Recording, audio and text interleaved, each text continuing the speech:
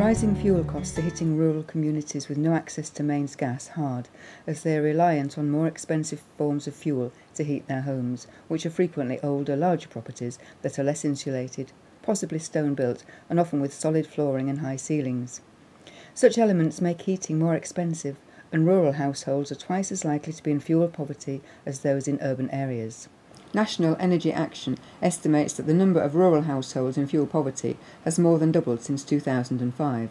This means that more than 1 in 4 rural households is currently struggling to keep their home warm. Humber and Wolds Rural Community Council has helped communities to look at local solutions. Lower Catton is one example of a community that has come together and successfully reduced their energy costs collectively. Lower Catton is a small village in the East Riding of Yorkshire with a population of 316 residents in 130 households, none of which have access to mains gas. The nearest town is 8 miles away.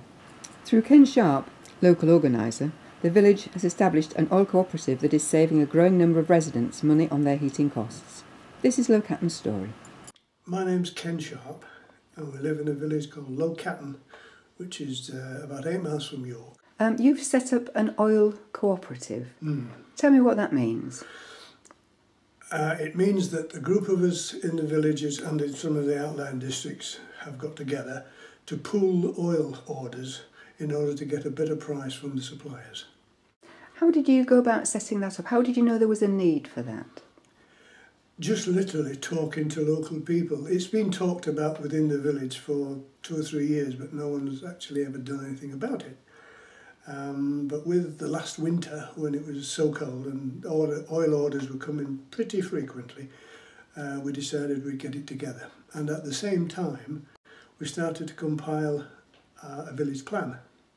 And in that village plan, one of the questionnaires was, would anyone be interested in joining an oil syndicate? And we got quite a response. So that's where we started. It's all very well getting a response, but somebody has to do something with that response. Yes. Well, I took that one up, and I call myself the organiser, no more than that. I'm the one that sends out the emails to say, yes, we want orders, and orders it through the oil company. Was there a minimum order? Did anyone have to have a minimum order? The minimum order from the oil companies is 500 litres, and the difficulty in the beginning was getting enough people together to get the price down, because for 500 litres and, say, 5,000 litres, there's quite a difference in it. But the first order we ever took was for 3,000 litres, and it was borderline whether we continued it, but as more people joined the syndicate, then obviously the order value went up and up, and now it's getting, I think the last order is just under 11,000 litres. How many people are actually part of the syndicate at the moment? We have 44 members. And that's in a fairly short space of time, isn't it? It's in about 6 months, yeah.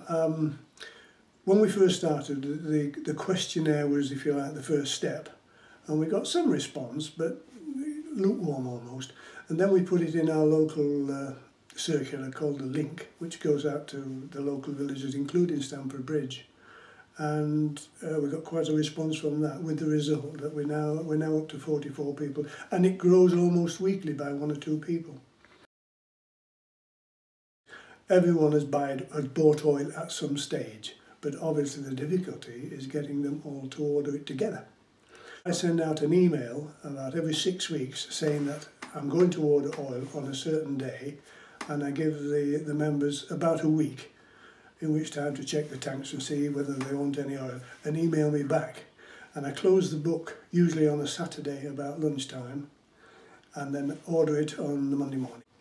How do you determine where you're going to get the best price? And have you got more than one company? There are about 4 or 5 companies locally that are interested in supplying us, but we have one preferred supplier who gave us the best deal in the beginning, and wherever possible we get the order to him.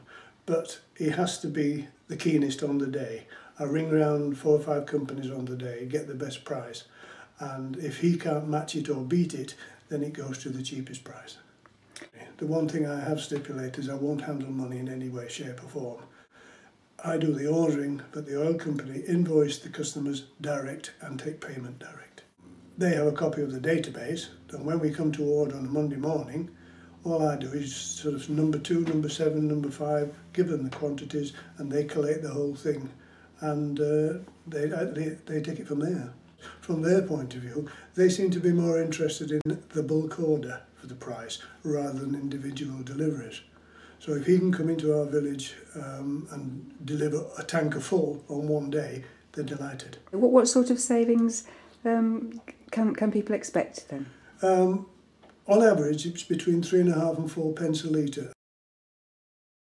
It's part of the parish plan, which there was a steering group set up to do it, but it's independent of any other committee in the village. There's a parish, the parish council, the village hall committee, but it's nothing to do with them lot. This is a one-off for the benefit of oil users. We're looking at the possibility of doing a syndicate for oil boiler servicing, and that's looking interesting. But on top of that, this village doesn't have main sewage, so everyone has a septic tank. And I think there is an outlet there to get together and do some collective buying for the emptying of septic tanks. And of course you did mention that one very important point. You only do this by email. You don't ring people up, you just have to email them. I have one lady in Stamford Bridge who approached us and said, could she join the syndicate? When we would fix it all up, asked her for her email address, and she said, I don't have a computer. So on one exception, I do ring one lady and ask her if she wants oil every 6 weeks. And in fairness, she's done it twice. Without email, I don't think I could do it. So, a significant saving, coupled with the minimising of the environmental impact, with only 1 or 2 tankers now visiting the village every 6 weeks or so. Rural residents facing challenges will continue to draw on the tradition of self-help, filling gaps in services and resolving issues through local community action. Low Catton's oil cooperative is one many other communities could look to develop, learning from practices that have already been developed and refined. Humber and Wolds Rural Community Council will be there to help rural communities in the East Riding of Yorkshire and North Lincolnshire turn their aspirations into reality.